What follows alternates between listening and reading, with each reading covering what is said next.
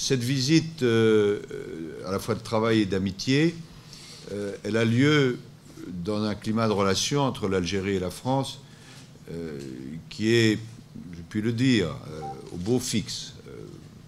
Vraiment, quand je vois à la fois le chemin déjà parcouru, l'analyse sur la plupart des grands sujets du monde et des sujets régionaux, et surtout la volonté de travailler ensemble, je pense que nous nous situons vraiment dans un moment extrêmement positif de nos relations.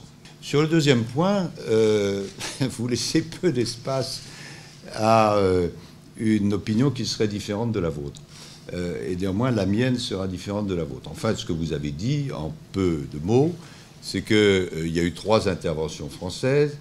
En Libye, avez-vous dit, enfin je résume, c'est une catastrophe. Au Mali, de la même manière. Et en RCA, vous avez été un peu plus loin en disant que l'intervention française avait augmenté les différends religieux. Chère madame, je ne suis pas d'accord. Et si ça n'était que moi, ça n'aurait pas beaucoup d'incidence. Mais je m'appuie, par exemple, sur le jugement de l'Union africaine et des pays africains qui, en l'occurrence, sont les premiers concernés. Alors, prenons les choses à l'envers. Sur la République centrafricaine, vous vous rappelez peut-être que c'est à la demande de l'Organisation des Nations Unies et de l'Union africaine que la France est intervenue pour empêcher ce qui autrement aurait été un génocide.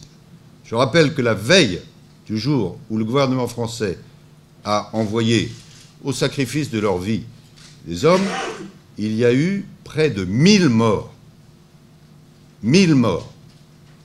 Et donc soutenir que la France, intervenant à la demande des Nations Unies et de l'Union africaine, a aggravé la difficulté, c'est de ne pas tenir compte de ce qui est simplement la réalité et la vérité. Alors, en même temps, c'est tout à fait exact que la situation est très difficile. Quant à la Libye, la situation est plus complexe. C'est vrai qu'à l'époque, sous un président précédent en France, il y a eu une décision d'intervention, mais je ne fuirai pas les responsabilités. À l'époque, nous étions dans l'opposition et nous avions approuvé cette intervention. On peut en discuter aujourd'hui. L'une des fautes qui a été commise, me semble-t-il, c'est qu'une intervention, c'est une chose, mais il y a le suivi de l'intervention. Et ce n'est pas parce que tel ou tel dictateur, qu'en l'occurrence personne ne va soutenir, a, dans cette circonstance, disparu, que la situation a été établie. Et c'est vrai que la Libye, c'est un pays, mais ce n'est pas un État. Il y a des tribus, il y a un armement considérable, il y a des différences politiques.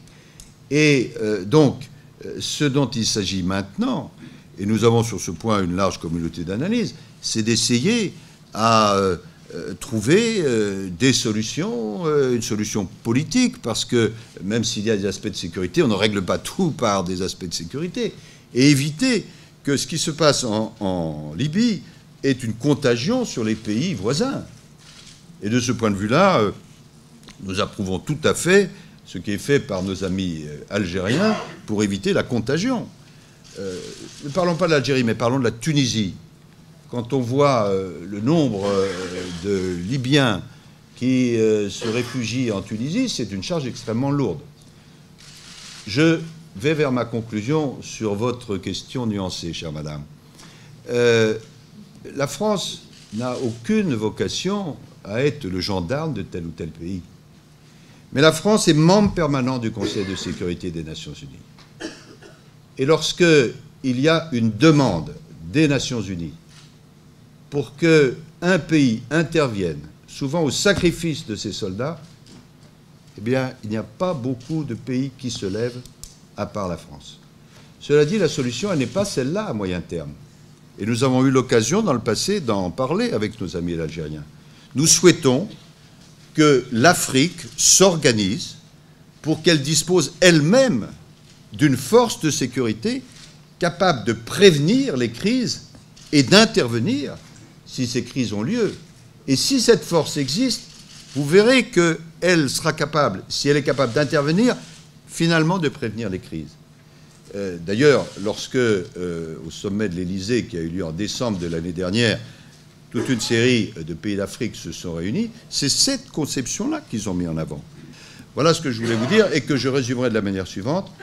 Quand nous intervenons, nous le faisons à la demande des pays concernés, de l'Union africaine, de l'Organisation des Nations Unies, et nous le faisons pour la sécurité et pour la paix. Quant à votre dernière question, elle porte, si ma mémoire est exacte, sur le gaz de schiste.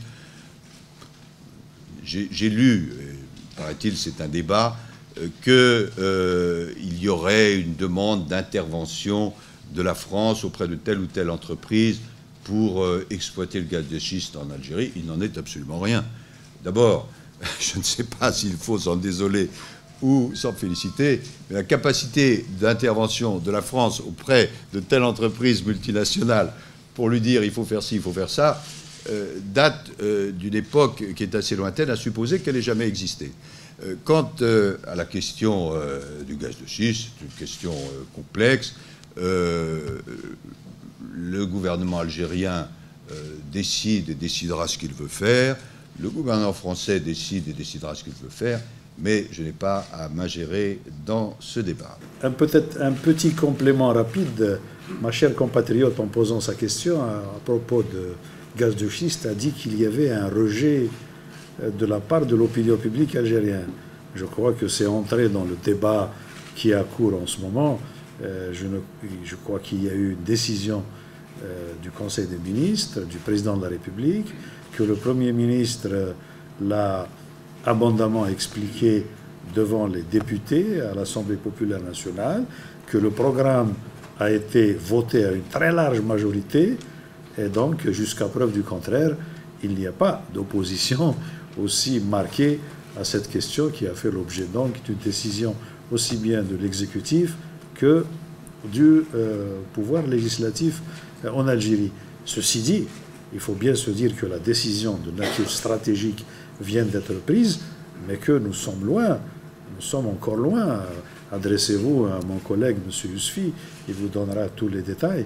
Nous sommes loin du choix d'entreprise, du choix de partenaires, d'avis d'appel d'offres, etc. Nous ne sommes qu'au début du parcours. Et ceux qui sautent aux conclusions en indiquant que le gouvernement algérien aurait déjà fait tel ou tel choix sont absolument dans l'erreur. Maintenant, les études sont là. On dit que les Chinois, les Américains, les Argentins, les Algériens sont ceux qui ont les plus grandes réserves au monde. Tant mieux si, de ce fait, l'Algérie devait être intéressante pour différentes compagnies, mais nous ne sommes pas là, tout simplement, ici et maintenant.